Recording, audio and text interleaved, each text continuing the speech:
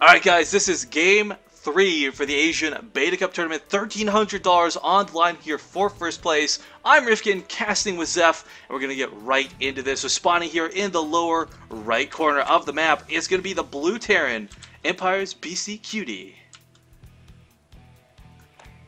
And on the opposite side of the map, it is the red Zerg, evening it up to 1-1 in the last game. It is Xi.Gua.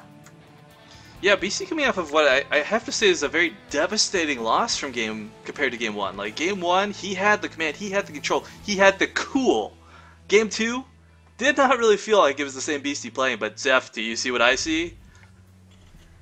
Oh, I thought we were going to have two SUVs already hit out there. We might still see an 11-11 racks. I'd be very interested to see BC try and pull that off. He is a player who is very good with that early 2 racks.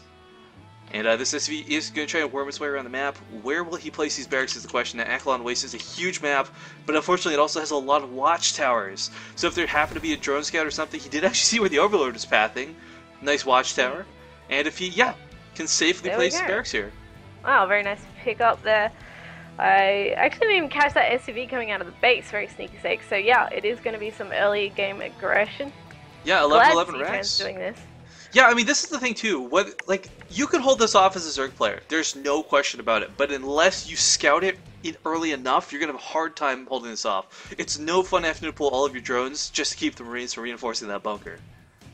Yeah, another thing is that Xi.Gua is moving his second Overlord out of his base. Some people still like to hang it around over their natural hatchery just to make sure no bunkers go up, but not having that there, he's going to perhaps be caught unawares. The path that this Overlord is taking might just catch something. We'll have to see where it goes.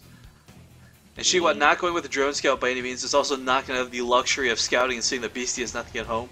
It is kind of like that 50-50 whether players choose to do a drone scout or not. Ooh, now Beastie did show his SCV. Now this is a big question. Will Xi.Gua... Oh, he's just so barely out of visions up, and he's not going to see it at the natural either. BaseTradeTV like a ninja right now, just stealthily getting around the map. Could be a quick game if he doesn't spot what's going on soon. The first Marine is going to arrive, the second SCV is going to join his buddy and be really annoying. Drop a second bunker even.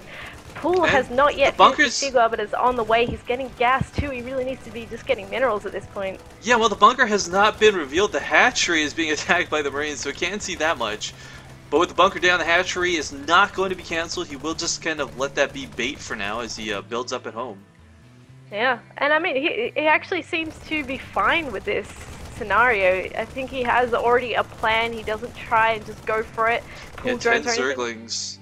Yeah, he's just going to wait for that Queen coming along too. He actually can afford a second one at the natural. Well, the catch to this, though, is like, while this cripples the Zerg for their macro, there's no question about it, this does force them to play one base, and a one base all in Zerg can often be a very scary thing to deal with.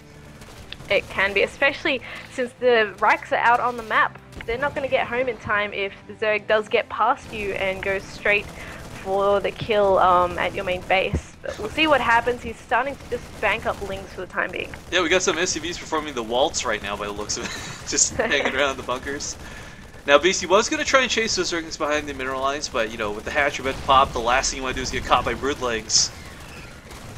A couple Zerglings getting slaughtered, trying to get back up to the main.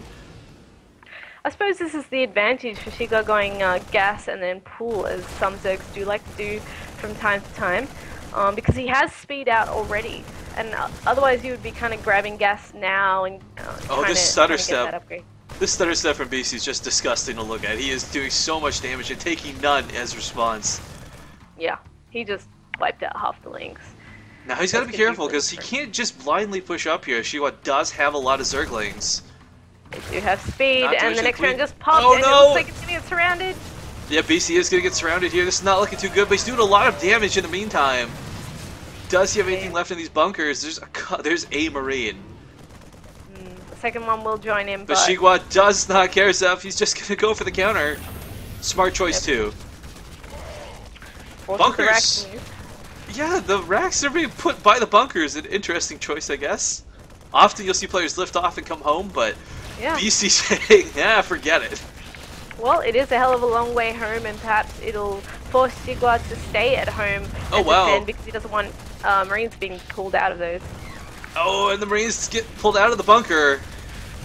Does not make it back into the other one. So Beastie just trying to buy some time actually with these barracks. I like that choice because look at him. He did put a barracks down. He's getting command center up, and these Zerglings will not break the supply depot wall without bailing support. Not anytime soon. Yeah, definitely. They're gonna go across the map and see what they can do anyway. Scouting barracks, yeah. Yeah. It's like a really fast overlord with jets. Yeah.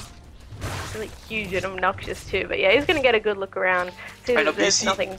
Yeah, he's got to repair this wall, Zeph. Oh man, 2 Marines will kill a lot of Zerglings, but not without repairing. Yeah, well, Xi.Gua doesn't look like he's really into going her up that ramp and trying to break him or anything. He's just gonna try and catch back up. He's taking a 3rd base that should pop up soon. Yeah, he can do this safely he's too. go full drone. I mean, he knows BC's got nothing he can retaliate with. Those 2 barracks are the bulk of everything. Anything in his back at home is only just getting established. So Xi.Gua with some good game sense taking that 3rd base. Probably the best thing he could do right now is BC's also getting 3 CCs up. Yeah, wow, and he can't do anything about that either. So he's just got to kind of let BC do what he wants. So yeah, it'll be interesting. He can go to lair very shortly. He's got 100 gas for that upgrade. He's just going to wait for those minerals, and then we might see him go mutas again, or do you think he might go from Festus this game? Well, I don't know. It's so hard to not go mutalist at this point in Heart of the Swarm. They're so fast, they're so good, and that regen makes them actually reusable. So you see a lot of players get open with them. It's kind of like the Terran mentality. You know, you get some Hellions out early on. Whether you use them or not dedicatedly, they're still good to have on the map. Same sort of idea with mutalists now. Yeah, that's very true. Have you actually seen many people use swarm hosts in ZBT? You know what? One of the best swarm host games I saw was the very own Australian Moonglade versus, was it Shymoon, I believe, on Newkirk City? That was one of the best use of swarm hosts I have seen on Heart of the Swarm. I might have to check that game out. Yeah, the thing is, I've discussed this with Penguin actually. Swarm hosts, they're not a unit you mass, right? Like they can't be the core composition of your army. It will not work. However, they're units you want to have in small amounts. They're great for support. They apply constant pressure, and your opponent can't just blindly move out against them. But BC, looking back at home, 4 bunkers, fairly deep in as well. I guess he is anticipating some crazy aggression, maybe some banlings, but that's not looking to be the choice out of Xi.Gua. Yeah, he's got some Widow Mines in the mix again too. So he's going to be really, really well defended. And I think it's fair enough considering that he can't actually move anything out on the map right now to get a scout off. Well, we'll have to see how this game shapes up. BC, though, getting some Banshees out, or at least a Banshee. No Cloak coming with it, so it's just going to go for that sort of air support. I really like this too. We've seen people start shying away from Cloak in general, not just in Heart of the Storm, but Wings of Liberty as well, because it's so easy to get detection to deal with it.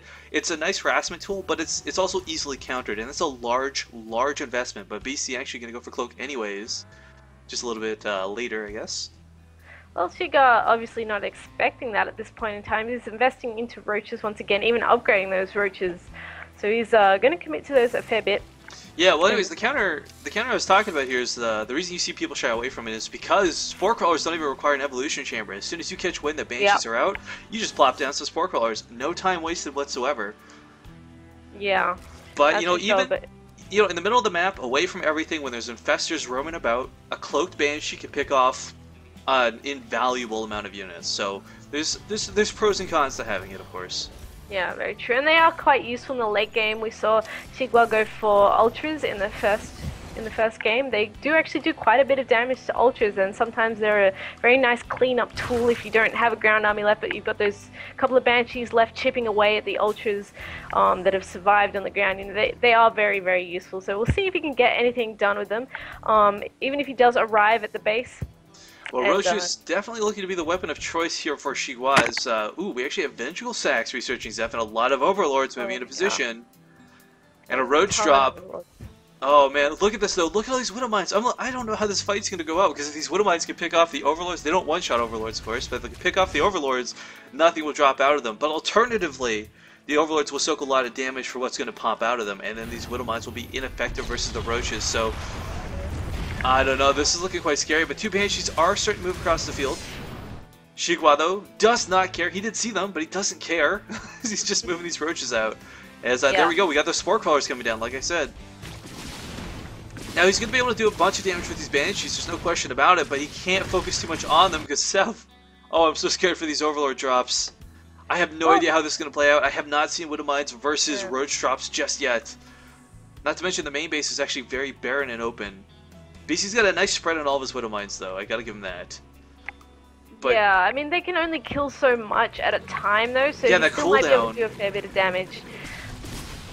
now BC, he's doing a lot of damage to the third, but these Banshees really need to be home Zeph, as he just does not have units. Tanks are coming out. Oh, There's submarines in these no. bunkers. Hellbats even finally making an appearance on the series. God.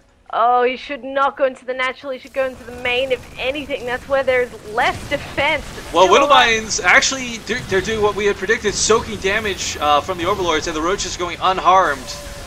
Oh, Seth, wow. it's not looking good. No repairs. All those bunkers go down immediately. One Banshee trying to do what it can, but one Banshee versus this many Roaches. Oh, and Xi.Gua just gonna pick up, Time.